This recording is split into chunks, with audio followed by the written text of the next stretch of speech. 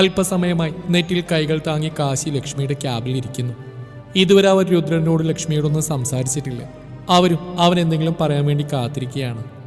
അവന്റെ ചുവന്ന് കലങ്ങിയ കണ്ണുകൾ കാണുമ്പോൾ അവർക്ക് ഒരേ സമയം അവനോട് സഹതാപവും സ്നേഹവും തോന്നുന്നുണ്ടായിരുന്നു. 8 മാസമായിട്ട് അവൻ ജോലിയിൽ പ്രവേശിച്ചിട്ടില്ലെന്ന് പറഞ്ഞത് അവരിരുവരും ഓർത്തു. അതിന്റെ കാരണം അവർക്ക് ഇപ്പോഴാണ് മനസ്സിലായത്. പാർവതിയല്ല, കാശിയുടെ സ്വന്തം ഗൗരി. അവൾക്ക് വേണ്ടിയുള്ള തെരച്ചിലായിരുന്നു അവനെന്ന് അവന്റെ ഈ കോലത്തിൽ നിന്ന് തന്നെ അവർക്ക് ഇരുവർക്കും മനസ്സിലായി. ലക്ഷ്മി പതി അവളുടെ കൈകൾ കൊണ്ടുവന്ന് കാശിയുടെ കൈകളൊന്ന് തൊട്ടുകൊണ്ട് അവനെ വിളിച്ചു. കാശി സാർ. പതിയൊന്ന് മൂളിക്കൊണ്ട് കാശി കണ്ണുകൾ തുറന്നു. അത്രയും നേരം എന്തൊക്കെ ആലോചിച്ചിരുന്ന കാശി പെട്ടെന്ന് ലക്ഷ്മിയെ കണ്ടത് മറ്റൊന്നും ചിന്തിക്കാതെ അവളുടെ ഇരുകൈകളും കൂട്ടിപ്പിടിച്ച് പൊട്ടിക്കരഞ്ഞുപോയി. അതുകണ്ട് രുദ്ര എണീറ്റ് വന്ന് കാശിയുടെ ഷോൾഡറിലായി കൈവച്ച്, ഏയ് കാശി സാർ, ഇപ്പോൾ സന്തോഷിക്കേണ്ട സമയമല്ലേ? എന്നിട്ട് താങ്കൾ ഇങ്ങനെ കരഞ്ഞിരിക്കുകയാണോ വേണ്ടത്? ഇത്രയും കാലം തെരഞ്ഞെടുത്ത തൻ്റെ പ്രാണനെയല്ലേ കിട്ടിയിരിക്കുന്നത്, അപ്പൊ സന്തോഷിക്കല്ലേ വേണ്ടത്? രുദ്രന്റെ വാക്കിൽ കേട്ടതും കാശി രുദ്രനെ നോക്കി മനോഹരമായി ഒന്ന് പുഞ്ചിരിച്ച്. ആ പുഞ്ചിരി കാണാൻ തന്നെ ഒരു ഭംഗിയുണ്ടായിരുന്നു. പക്ഷേ നുണക്കുഴികൾ അപ്പോഴും കാണുന്നില്ലായിരുന്നു, താടി മറഞ്ഞിട്ട്. കാശിയുടെ ആരെയും മയക്കുന്ന പുഞ്ചിരി നോക്കി രുദ്രനിൽ ലച്ചു അവനെ തന്നെ കണ്ണെടുക്കാതെ നോക്കി നിന്നു. സാർ ഒന്നുകൊണ്ടും ഭയപ്പെടേണ്ട, കാശി സാറിന്റെ ഗൗരി പെട്ടെന്ന് തന്നെ റിക്കവർ ആകും. ലക്ഷ്മി, താൻ എന്നെ കാശി സാറെന്ന് വിളിക്കേണ്ട, എല്ലാവരും വിളിക്കുന്ന പോലെ കാശിയേട്ടാന്ന് വിളിച്ചാൽ മതി. കാരണം എൻ്റെ ഗൗരിയെ സ്വന്തം ചേച്ചിയെ പോലെ ഇത്രയും നാളും നീ പരിപാലിച്ചു. അതുകൊണ്ട് തന്നെ എനിക്ക് നീ ഒരു സഹോദരിക്ക് തുല്യം തന്നെയാണ്. കാശി അങ്ങനെ പറഞ്ഞു ലക്ഷ്മിക്ക് സന്തോഷമായി. പെട്ടെന്ന് ലക്ഷ്മിയുടെ മുഖമൊന്നും മങ്ങി. അവൾ ഗൗരവത്തോടൊരു ഡോക്ടറുടെ ഭാഗത്തോടു കൂടി കാശിയോടായി പറഞ്ഞു, കാശിയേട്ടാ, ഇനി ഞാൻ പറയുന്ന കാര്യങ്ങൾ മനസ്സിനെ ഒരുപാട് പിടിച്ചുവിളിച്ചേക്കാം. പക്ഷെ കേൾക്കാനുള്ള മനഃശക്തി മനസ്സിലാക്കാൻ ശ്രമിക്കുക. കാശിയേട്ടൻ അറിയണ്ടേ എങ്ങനെയാണ് 8 മാസങ്ങൾക്ക് മുമ്പേ ഗൗരി എൻ്റെ കയ്യിൽ എത്തിച്ചേർന്നതെന്ന്. ലക്ഷ്മി അങ്ങനെ പറഞ്ഞ കാശിക്ക് മനസ്സിൽ വല്ലാത്ത ഭയം തോന്നിയെങ്കിലും അത് പുറത്ത് കാണിക്കാതെ അവൻ അവളെ നോക്കി തലചലിപ്പിച്ചു. 8 മാസങ്ങൾക്ക് മുമ്പ് RD ഹോസ്പിറ്റലിൽ നിന്നൊരു ക്യാമ്പ് പോയിരുന്നു. ഞാനായിരുന്നു അതിൻ്റെ ഹെഡ്. ഒപ്പം എൻ്റെ ഫ്രണ്ട്സും ഹോസ്പിറ്റലിൽ നിന്ന് മറ്റ് ഡിപ്പാർട്ട്മെൻറ്റിൽ നിന്നുള്ള ഡോക്ടേഴ്സും സ്റ്റാഫ്സും ഉണ്ടായിരുന്നു. RD ഹോസ്പിറ്റൽ വർഷാവർഷം ഇതുപോലൊരു സേവനം ചെയ്യാറുണ്ട്. അധികവും ഉൾവനത്തിലെ ആദിവാസികൾക്കാണ് ഈ സേവനം കൂടുതലായിട്ട് ഞങ്ങൾ നൽകുന്നത്. അവർക്കാണല്ലോ നമ്മുടെ നാടുമായിട്ട് യാതൊരു ബന്ധവും ഇല്ലാത്തത്. ഏകദേശം ഒരാഴ്ചയോളം ഞങ്ങളവിടെ ക്യാമ്പ് ചെയ്തിരുന്നു. ക്യാമ്പെല്ലാം കഴിഞ്ഞ് തിരിച്ചു വരുമ്പോഴാണ് കൊടും വനമായതിനാൽ തന്നെ ആദിവാസികൾ കുറച്ചുപേർ ഞങ്ങളുടെ കൂടെ പുറത്തേക്കുള്ള വഴി കാണിച്ചു തരാൻ ഉണ്ടായിരുന്നു. കൂട്ടത്തിലുള്ള ഒരാളാണ് ഗൗരിയെ വള്ളികൾക്കിടയിൽ തൂങ്ങിക്കിടക്കുന്ന കണ്ടത്. സത്യത്തിൽ ആദ്യം ഞങ്ങൾ കരുതിയത് അതൊരു ജഡമാണെന്നാണ്. ആസ് എ ഡോക്ടർ ഞങ്ങൾ അവിടെ ചെന്ന് ഗൗരിയെ പരിശോധിച്ചപ്പോൾ ഞെട്ടിപ്പോയി. കാരണം അവളിൽ ജീവന്റെ നേരിയ തുടിപ്പ് അപ്പോഴും ശേഷിക്കുന്നുണ്ടായിരുന്നു. പിന്നെ മറ്റൊന്നും ചിന്തിച്ചില്ല. അവളെയും കൊണ്ട് ഞങ്ങൾ പായുകയായിരുന്നു. ജീവരക്ഷിക്കാനുള്ള എല്ലാ മുൻകരുതലുകളും ഞങ്ങൾ അപ്പോൾ തന്നെ എടുത്തിരുന്നു. പക്ഷെ എന്തു ചെയ്യാം, 8 മാസങ്ങൾക്ക് ഇപ്പുറവും അവൾ ഇപ്പോഴും കോമയിൽ തന്നെയാണ്. എന്നും ഞാൻ അവളെ പോയി കാണും, എന്തെങ്കിലും മാറ്റമുണ്ടെന്ന് അറിയാൻ വേണ്ടി. പക്ഷേ യാതൊരു വിധത്തിലുള്ള മാറ്റം ഞാൻ ഇതുവരെ കണ്ടില്ല. കാശിയേട്ടൻ വന്നതിന് ശേഷമാണ് അവൾക്ക് മാറ്റം വന്നതെങ്കിൽ പൂർണ്ണമായും താങ്കളുടെ പ്രസൻസ് അവൾ കിട്ടുകയാണെങ്കിൽ ഗൗരി പൂർവ്വസ്ഥിതിയിലേക്ക് പെട്ടെന്ന് തന്നെ എത്തുമെന്ന് എനിക്ക് പ്രതീക്ഷയുണ്ട്. അത് കേട്ടതും അത്രയും നേരം സങ്കടത്താൽ നിന്നിരുന്ന കാശിയുടെ മുഖമൊന്ന് വിടർന്നു. പെട്ടെന്നാണ് ലക്ഷ്മി തൻ്റെ കൈകൾ കൊണ്ട് കാശിയുടെ കൈകളിൽ അമർത്തി പിടിച്ചത്. അത് കണ്ട കാശി സംശയത്താൽ ലക്ഷ്മിയെ നോക്കി. പിന്നെ എനിക്കൊരു കാര്യം കൂടി പറയാനുണ്ടായിരുന്നു. എന്താ, എൻ്റെ ഗൗരിക്ക് മറ്റെന്തെങ്കിലും? കാശിക്ക് പെട്ടെന്ന് വല്ലാത്തൊരു ഉത്ഭയം തോന്നി. ഞാൻ പറഞ്ഞില്ല കാശിയേട്ടാ, അങ്ങനെയൊന്നുമില്ല. അവൾ റിക്കവർ ആകുക തന്നെ ചെയ്യും. പക്ഷേ ഇതൊന്നല്ല. 8 മാസങ്ങൾക്ക് മുന്നേ അവൾ ഇവിടെ ഹോസ്പിറ്റലിൽ എത്തിച്ചപ്പോൾ അറിയാൻ കഴിഞ്ഞ് ഗൗരി 1 മാസം പ്രഗ്നൻ്റ് ആയിരുന്നു എന്നാണ്. പെട്ടെന്ന് ലക്ഷ്മി അങ്ങനെ പറഞ്ഞു. കാശി ആകെ ഞെട്ടിത്തെരിച്ചുപോയി. എന്താ പറഞ്ഞേ? അവൻ്റെ കണ്ടമിടറിയെന്നാ ചോദിക്കുമ്പോൾ സോറി ടു സേ, ഹോസ്പിറ്റലിലേക്ക് എത്തുമ്പോൾ അതിനു മുന്നേ തന്നെ ആ കുഞ്ഞ് ജീവൻ അവരുടെ ശരീരത്തിൽ നിന്ന് പൊലിഞ്ഞു പോയിട്ടുണ്ട്. ഹെവി ബ്ലീഡിങ് കണ്ടപ്പോൾ എനിക്കൊരു സംശയം തോന്നി. അങ്ങനെയാണ് എനിക്ക് മനസ്സിലായത്. ഒരുപക്ഷെ എനിക്ക് തോന്നുന്നു ഗൗരി പോലും അറിഞ്ഞിട്ടുണ്ടാവില്ല അവൾ പ്രഗ്നൻ്റ് ആണെന്നുള്ള കാര്യം. ഇനി അവൾ അറിഞ്ഞിട്ടില്ലെങ്കിൽ നമ്മളായിട്ട് ആരും അത് പറയാതിരിക്കുക, അതായിരിക്കും കൂടുതൽ നല്ലതെന്ന് എനിക്ക് തോന്നുന്നു. ബാക്കിയെല്ലാം കാശിയുടെ ഇഷ്ടപ്രകാരം. പെട്ടെന്ന് കാശി ചാടി എഴുന്നേറ്റുകൊണ്ട് ലക്ഷ്മിയോടായി പറഞ്ഞു, എനിക്ക് എൻ്റെ ഗൗരിയെ കാണു ലക്ഷ്മി. അതും പറഞ്ഞ് അവരുടെ മറുപടി കാത്തിൽക്കാതെ ഗൗരി കിടക്കുന്ന മുറിയിലേക്ക് ഓടിയവൻ. ഈ സമയം ലക്ഷ്മി കണ്ണുകൾ അടച്ചുകൊണ്ട് തൻ്റെ മനസ്സിലെ വിഷമം മുഴുവൻ കണ്ണുനീരായി പുറത്തേക്ക് ഒഴുക്കി വിടുകയായിരുന്നു. ഒരു നിമിഷം അവൾ തൻ്റെ നഷ്ടപ്പെട്ടു പോയ കുഞ്ഞിനെ കുറിച്ച് ഓർത്തുപോയി. അത് മനസ്സിലാക്കി രുദ്രൻ അവളുടെ ഷോളിൽ പതിയെ കൈവച്ച്, ദേവേട്ട, എത്രയൊക്കെ പറഞ്ഞത് എൻ്റെ പൊന്നുമോൻ്റെ മുഖം എനിക്കൊന്നും കാണാൻ സാധിച്ചില്ലായിരുന്നല്ലോ അല്ലേ? പലപ്പോഴും ഞാൻ അവനെക്കുറിച്ച് ഓർക്കാറുണ്ട്. ഇന്നിപ്പോൾ ഗൗരി എൻ്റെ അതേ അവസ്ഥയിലൂടെ തന്നെ അവൾ കടന്നു പോകുന്നു. ഒരു വ്യത്യാസം മാത്രം, ആ കുഞ്ഞിനെ ഈ ഭൂമിയിലേക്ക് വരാനുള്ള അവസരമാണ് ദൈവങ്ങൾ ഇല്ലാതാക്കിയത്. പോട്ടിടും, താനിങ്ങനെ കരയാതെ. അതെല്ലാം നമ്മൾ മറവിലേക്ക് വിട്ടതല്ലേ. ഇപ്പോൾ നമുക്ക് 2 കുഞ്ഞുങ്ങൾ ദൈവം പിന്നെ തന്നില്ലേ?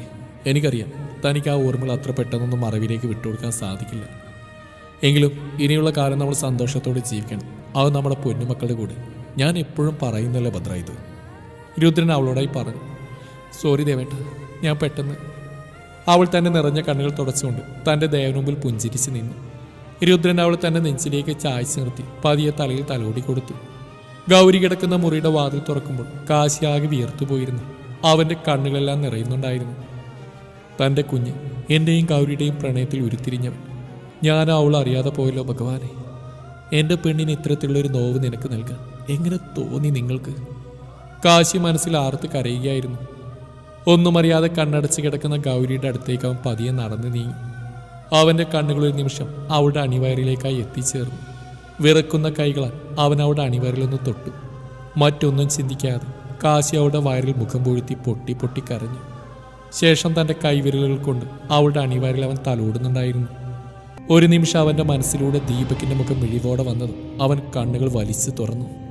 വീട്ടിലടോ, നീ ഒരാളുകാരൻ്റെ കുഞ്ഞിനെ പോലും എനിക്ക് നഷ്ടപ്പെട്ടു. എൻ്റെ ഗൗരി ഒരു ജീവച്ചവമായി കിടക്കുന്നു. ഇതിനെല്ലാം കാരണക്കാരനായി നിന്നെ ഞാൻ ഇഞ്ചിഞ്ചായി കൊന്നിരിക്കും. ഇല്ലെങ്കിൽ എൻ്റെ പേര് കാശിനാഥൻ എന്നല്ല. ഞാൻ വരുന്നുണ്ടടാ ദീപക്, നിന്റെ കാലനായിട്ട്. ദേഷ്യം കൊണ്ട് കാശിയാകെ വറക്കുന്നുണ്ടായിരുന്നു. 2 ദിവസം കഴിഞ്ഞ് കാശി ഇപ്പോൾ ഹോസ്പിറ്റലിൽ വന്നിട്ട് അവന് പക്ഷെ യാതൊരു തരത്തിലുള്ള മാറ്റവും ഗൗരിയിൽ കാണാൻ സാധിക്കുന്നില്ലായിരുന്നു. അന്ന് വന്ന മാറ്റത്തിനപ്പുറം പിന്നീടൊന്നും സംഭവിച്ചില്ല എന്നുള്ളത് എല്ലാവരുള്ള പ്രതീക്ഷയിൽ മങ്ങലേൽപ്പിക്കുന്ന ഒന്നായിരുന്നു. മാണിക്യമംഗലം തറവാട്ടിൽ നിന്ന് അജുവടക്കം എല്ലാവരും RD ഹോസ്പിറ്റലിൽ എത്തി. ഗൗരി ജീവനോടെ ഉണ്ട് എന്ന് കേട്ടതും അവർക്ക് എല്ലാവർക്കും അത് വിശ്വസിക്കാൻ കഴിഞ്ഞില്ല. അരവിന്ദും ഗൗരിയുടെ അമ്മയും അവളുടെ അവസ്ഥ കണ്ടതും പൊട്ടിക്കരഞ്ഞു പോയി. എങ്കിലും തങ്ങളുടെ മകളുടെ ജീവൻ രക്ഷിച്ചിൽ അവർ ഭഗവാനോട് നന്ദി പറഞ്ഞു. ഇത്രയും ദിവസമായിട്ടൊരു മാറ്റം വരാത്തതുകൊണ്ട് തന്നെ ഗൗരിയെ തിരുവനന്തപുരത്തേക്ക് അല്ലെങ്കിൽ അമേരിക്കയിലേക്ക് കൊണ്ടുപോകാൻ അരവിന്ദും കുടുംബാംഗങ്ങളും തീരുമാനിച്ചു. അതവർ കാശിയോട് പറയുകയും ചെയ്തു. കാശിക്ക് എന്തുകൊണ്ടോ അവരോടൊന്നും മറുത്തു പറയാൻ സാധിച്ചില്ല. അവൻ എങ്ങനെയെങ്കിലും ഗൗരിയെ തിരിച്ച് പഴയ ജീവിതത്തിലേക്ക് കൊണ്ടുവരണമെന്ന് ആഗ്രഹമായിരുന്നു. പക്ഷേ ലക്ഷ്മിയോട് എന്തു പറയും? അവളതങ്ങനെ എടുക്കും. അവരുടെ ട്രീറ്റ്മെൻറ്റ് ശരിയല്ലെന്ന് തോന്നുമോ? അങ്ങനെയുള്ള പല ചിന്തകളും കാശിയുടെ മനസ്സിലൂടെ ഓടിപ്പോയി. കാശിക്ക് പറയാൻ ബുദ്ധിമുട്ടുള്ളതിനാൽ അത് മനസ്സിലാക്കി അജു ലക്ഷ്മിയോട് തങ്ങൾ ഗൗരിയെ ഇവിടുന്ന് കൊണ്ടുപോകുന്നതിനെ കുറിച്ച് സംസാരിച്ചു. ആദ്യം ലക്ഷ്മിക്ക് ഒരുപാട് വിഷമം തോന്നിയെങ്കിലും പിന്നീട് അത് തന്നെയാണ് നല്ലതെന്ന് അവൾക്കും തോന്നി. അതിനെന്താ, നിങ്ങൾക്ക് പാറുവിനെ ഗൗരിയെ കൊണ്ടുപോകണമെങ്കിൽ കൊണ്ടുപോകാം.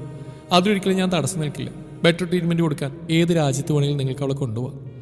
ഇതുവരെ അവൾക്ക് ആരുമില്ലല്ലോ എന്നുള്ള ചിന്തയായിരുന്നു. പക്ഷേ എനിക്കിപ്പോൾ ഒരുപാട് സന്തോഷമുണ്ട്. അവൾക്കൊരു നിറഞ്ഞ കുടുംബവും ഒപ്പം അവളെ സ്നേഹം കൊണ്ട് മൂടാൻ ശേഷിയുള്ള ഒരു ഭർത്താവും ഉണ്ടല്ലോ. ഞാൻ ഡിസ്ചാർജിനുള്ള പ്രൊസീജിയേഴ്സ് നോക്കാം കേട്ടോ. അതും പറഞ്ഞ് തന്നെ നിറഞ്ഞ കണ്ണുകൾ ആരെയും കാണിക്കാതെ ലക്ഷ്മി ഗൗരിയുടെ മുറിയിലേക്ക് കയറി ചെന്നു. ഗൗരി, നീ പോവാ. നിനക്കുള്ള ഡിസ്ചാർജ് ഞാനിപ്പോൾ എഴുതും. നിന്നെ ഈ കോമയിൽ നിന്ന് എഴുന്നേൽപ്പിക്കുന്നുള്ളത് എൻ്റെ ഒരു വാശിയായിരുന്നു. പക്ഷെ അത് ഞാൻ മാത്രം വിചാരിച്ചാൽ പോകല്ലോ, നീയും വിചാരിക്കണ്ടേ. നിനക്കറിയോ, നിന്നെ ആ സ്വന്തം അനിയത്തി പോലെയാണ് കണ്ടത്. നീ എല്ലാം കേൾക്കുന്നുണ്ടെന്ന് എനിക്കറിയാം. പക്ഷെ എന്താ നീ ഒന്നും പ്രതികരിക്കാത്തത്? ഒരുപക്ഷെ ഞാൻ നിൻ്റെ ആരുമില്ലാത്തതുകൊണ്ടാണ്. ആയിരിക്കും, അതുകൊണ്ട് തന്നെ. അല്ലെങ്കിൽ നീ എപ്പോഴേ കണ്ണുറന്ന് എന്നെ നോക്കി തന്നെ. എന്തായാലും നിന്നെ ഇവിടെ നിന്ന് കൊണ്ടുപോകാൻ നിൻ്റെ കുടുംബാംഗങ്ങൾ വന്നിട്ടുണ്ട്, ഒപ്പം ഭർത്താവും. നിനക്ക് ഞാൻ ആരുമല്ലല്ലോ, അന്യായ ഒരു പെൺകുട്ടി. മതി, ഇനി നമ്മൾ ഒരിക്കലും കാണില്ല. നീ കണ്ണ് തുറക്കുന്ന കരുതി ഇത്രയും ദിവസം കാത്തിരുന്ന ഞാൻ വിട്ടിയായി. സാറില്ല, എനിക്ക് വിഷമമില്ല. എവിടെ കൊണ്ടുപോയാലും നീ ഒന്ന് കണ്ണു തുറന്ന് വേഗം റിക്കവറായാൽ മതി എന്ന് ഞാൻ പ്രാർത്ഥിക്കുക. ഞാൻ പോട്ടെ. അതും പറഞ്ഞ് തന്നെ നിറഞ്ഞ കണ്ണുകൾ തുടക്കാതെ ലക്ഷ്മി ഗൗരിയുടെ നെറ്റിയിലൊന്ന് ചുംബിച്ചുകൊണ്ട് തിരിഞ്ഞടക്കാൻ പോയത് പെട്ടെന്നാണ് ഗൗരി അവളുടെ കയ്യിൽ കയറി പിടിച്ചത്. ഒരു നിമിഷം ലക്ഷ്മിക്ക് തൻ്റെ ശ്വാസം നിലച്ച പോലെ തോന്നി. അവൾ പെട്ടെന്ന് തന്നെ തിരിഞ്ഞോക്കിയതും കണ്ടു. ശ്രമപ്പെട്ട് കണ്ണുകൾ തുറക്കാൻ നോക്കുന്ന ഗൗരി. ലക്ഷ്മി തൻ്റെ നിറഞ്ഞ കണ്ണുകളോടെ ആ കാഴ്ച നോക്കി നിന്നു. ഗൗരി തൻ്റെ കണ്ണുകൾ തുറന്ന് ലക്ഷ്മിയെ തന്നെ നോക്കി. ഗൗരി പതിയെ പുഞ്ചിരിക്കാൻ ശ്രമിച്ചു. ലക്ഷ്മിക്ക് താൻ കാണുന്ന സ്വപ്നമാണ് എന്ന് പോലും തോന്നി. ലക്ഷ്മി മറ്റൊന്നും ചിന്തിക്കാതെ തിരിഞ്ഞ് ഗൗരിയെ പുണർന്നുകൊണ്ട് സന്തോഷത്താൽ പൊട്ടിക്കരഞ്ഞു. മാണിക്യമംഗലത്തുള്ള എല്ലാവരും ഗൗരിയെ കാണാൻ വേണ്ടി കൂട്ടം കൂട്ടമായി നിന്നു. അവളെ എല്ലാവരെയും നോക്കി മനോഹരമായി തന്നെ പുഞ്ചിരിച്ചു. എങ്കിലും അവളുടെ കണ്ണുകൾ തൻ്റെ ജീവന് അല്ലെങ്കിൽ പ്രാണനെ തേടിക്കൊണ്ടിരുന്നു. അത് മനസ്സിലാക്കിയതുപോലെ അജു പറഞ്ഞു, കാശി പുറത്തുണ്ട്, ഞാൻ ഇപ്പോൾ വിളിക്കാം. ഗൗരിയുടെ കണ്ണുകൾ കാശിയെയും തേടി വാതിൽക്കിലേക്ക് തന്നെ ഇമവട്ടാതെ നോക്കി നിന്നു. അത് മനസ്സിലാക്കിയതുപോലെ കുടുംബാംഗങ്ങളെല്ലാവരും ചിരിച്ചുകൊണ്ട് പതിയെ പുറത്തേക്കിറങ്ങി. 8 മാസങ്ങൾക്ക് ശേഷമുള്ള കൂടിക്കാഴ്ച ഇരുവർക്കും പറയാൻ കഴിയാത്ത ഒരു അനുഭൂതി തന്നെയായിരുന്നു അത്. ഇനി ജീവിതത്തിലേക്ക് ഒരു തിരിച്ചുവരവ് ആ താഴ്വാരത്തിലേക്ക് വീഴുമ്പോൾ ഗൗരി പ്രതീക്ഷിച്ചിരുന്നില്ല. എങ്കിലും ദൈവം തങ്ങളെ പിരിച്ചില്ലെന്നുള്ളത് അവളിൽ അപ്പോഴും സന്തോഷമുണർത്തുന്ന ഒന്നായിരുന്നു. ആദ്യം നോട്ടം പോയത് വെളുത്ത കാൽപാദങ്ങളിലേക്കായിരുന്നു.